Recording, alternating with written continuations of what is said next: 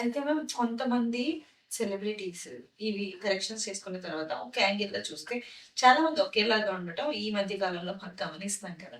So, దానికోసమని అంటే ముక్కు ఇంత పర్టిక్యులర్ మెజర్‌మెంట్ ఉండాలి. చీక్ ఇంత పర్టిక్యులర్ మెజర్‌మెంట్ ఉండాలని లైన్ గీసుకొని చేస్తారంటారా? ఎస్.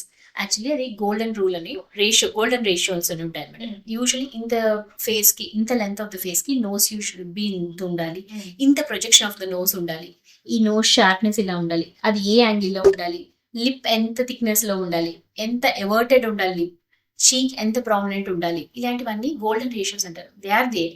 బట్ అలాని ఇలా ఒక స్కేల్ పెట్టయితే ఎవరు చేయరు.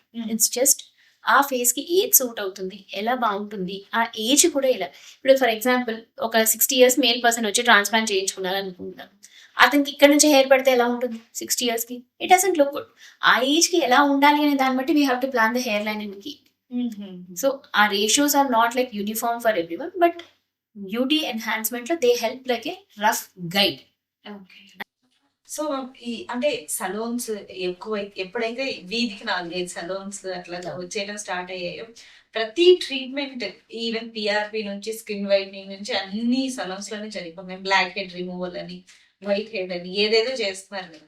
So, going to cleaners and facials to saloons especially ఎంత గుడ్ అండి? ముందు మనం చేయించుకున్నాము, ఇప్పుడు కూడా చేయించుకోవచ్చు, నేను కాదనట్లేదు. బట్ మెడికల్ గ్రేడ్ వరకు వెళ్తున్నారు, హై కాన్సన్ట్రేషన్స్ వెళ్తున్నారు అంటే మాత్రం థింక్ వాళ్ళు పీల్స్ చేస్తామంటారు.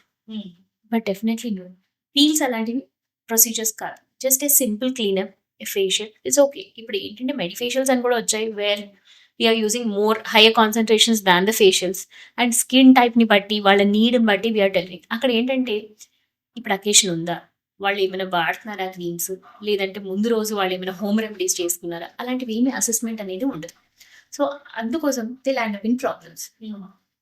చాలాసార్లు I have seen accidentally hot water ఏదో పడిపోయి, ఆర్ ఏదైనా క్లీనప్ చేసేటప్పుడు ఏదైనా ఇష్యూస్ అయినప్పుడు, ఆర్ ఈవెన్ వ్యాక్స్ చేసుకునేటప్పుడు బర్న్స్ అవ్వడము. అప్పర్ లిప్ మీద అయితే I have seen many patients burns అయ్యి ఆ వ్యాక్స్ చేసినప్పుడు, అప్లై చేసినప్పుడు ఏమవ్వదు, మీ స్కిన్ టైప్కి they just blindly to it. ఈ స్కిన్ టైప్కి పడుతుందా లేదా అనే అసెస్మెంట్ అనేది వాళ్ళకి ఉండదు.